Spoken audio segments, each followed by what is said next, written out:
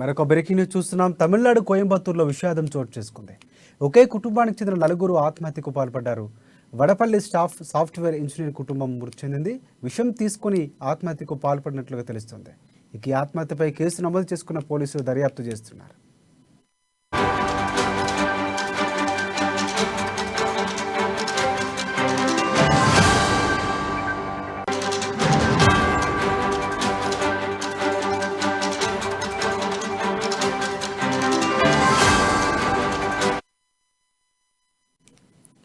Breaking news చూస్తున్నాం. తమిళనాడు కోయంబత్తూరులో విషాదం చోటు చేసుకుంది.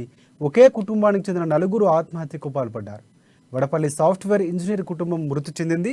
ఇక విషం తీసుకుని ఆత్మహత్యకు పాల్పడినట్లుగా తెలుస్తుంది. ఇక ఆత్మహత్యపై కేసు నమోదు చేసుకున్న పోలీసులు దర్యాప్తు చేస్తున్నారు.